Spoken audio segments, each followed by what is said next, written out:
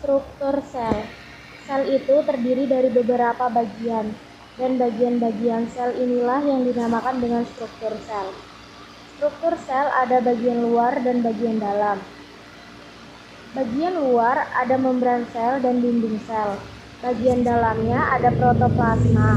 Kemudian di protoplasma terbagi lagi menjadi 3 bagian, yaitu nukleus, sitoplasma, dan sitoskeleton. Membran sel atau membran plasma. Membran sel atau membran plasma merupakan struktur yang dimiliki oleh semua sel makhluk hidup, baik kelompok hewan, tumbuhan, jamur, bakteri, archaea, dan protista. Membran sel adalah lapisan terluar yang membungkus dan menjaga komponen sel di dalamnya. Lapisan membran sel disusun dari senyawa-senyawa kimia, mulai dari lipid atau fosfolipid, protein, sampai karbohidrat. Sifat membran sel yaitu semi-permeable karena adanya struktur fosfolipid. Semi-permeable adalah sifat membran sel di mana hanya sel tertentu saja yang boleh masuk ke dalam sel. Dinding sel. Dinding sel hanya dimiliki oleh tumbuhan dan jamur. Struktur dinding sel selada primer dan sekunder. Letak dinding sel primer di antara lamela tengah dan dinding sel sekunder.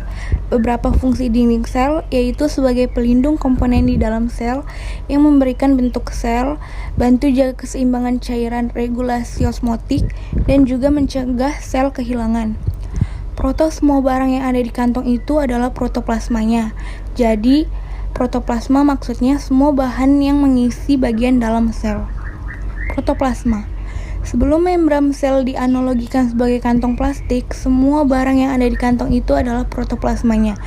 Jadi, protoplasma maksudnya semua bahan yang mengisi bagian dalam sel. Protoplasma ini letaknya di dalam dan mengelilingi membran sel. Jadi, protoplasma mengandung senyawa-senyawa kimia seperti organik dan anorganik. Nukleus. Sesuai namanya, inti. Jadi nukleus itu bagian terpenting di sel karena nukleus mengatur seluruh aktivitas sel. Di dalam nukleus juga ada beberapa komponen penting seperti anak inti atau nukleolus, cairan dalam inti atau nukleoplasma, membran inti atau karioteka, dan benang-benang kromatin atau kromosom. Setiap komponen punya tugasnya masing-masing. Selanjutnya ada sitoplasma. Cairan dalam sel yang letaknya di antara nukleus sama membran plasma. Namanya sitoplasma. Nah, sitoplasma itu ada 2 komponen penyusunnya, sitosol dan organel-organel.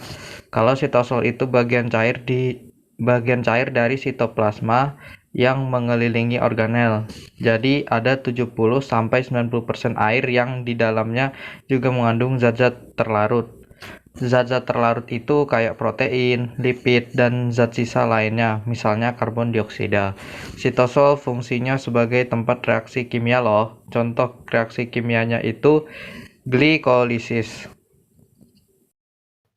Sitoskeleton itu adalah rangka sel yang terbentuk benang-benang halus atau filamen-filamen protein dan menyebar di sitosol. Sitoskeleton juga berfungsi untuk mengatur pergerakan yang ada di dalam sel dan mempertahankan organel-organel sel untuk tetap tinggal di tempatnya masing-masing. Sitoskeleton terbagi jadi 3 jenis, yaitu mikrofilamen, filamen intermediate, dan mikrotubulus. Lapisan paling tipis yaitu mikrofilamen dan letaknya di pinggir sel.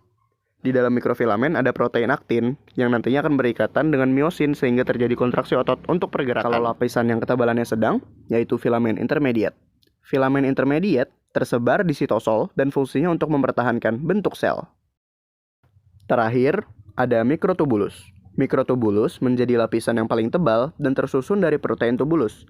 Fungsinya untuk menggerakkan organel, pembentukan silia, dan juga flagel.